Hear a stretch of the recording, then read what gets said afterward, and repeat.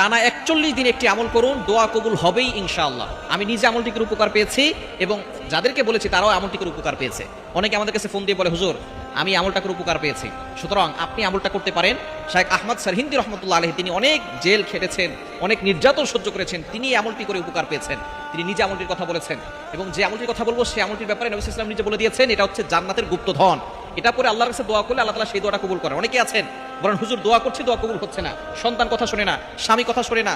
অনেকে বলে হুজুর স্ত্রী কথা শোনে না, অনেকের ভিসা হচ্ছে না, অনেকের টেনশনে পড়ে গেছেন, অনেকের বিয়ে হচ্ছে না, বিভিন্ন দুশ্চিন্তা, ঋণের বোঝা, অভাব, সব কিছুর জন্য আপনি একটা আমল করতে পারেন। প্রতিদিন এশারা নামাজের পরে একটি আমল করবেন। আমলটি কিভাবে করবেন? আপনি এশারা নামাজ পড়বেন, 5 ওয়াক্ত নামাজ অবশ্যই পড়বেন এবং ইয়াকিনের সাথে আমল করবেন। যদি আপনার ইয়াকিন না থাকে, বিশ্বাস না থাকে, তাহলে কিন্তু আপনি কোনো আমল করে আল্লাহর কাছ থেকে উপকার পাবেন না। আপনি ইয়াকিনের সাথে আমল করতে হবে যে আল্লাহ তাআলা আমাকে বিপদ থেকে উদ্ধার করবেন। টানা 41 দিনের একটি আমল করবেন। মা বোনরা যেহেতু আল্লাহ প্রদত্ত অসুস্থতার সময় আসে,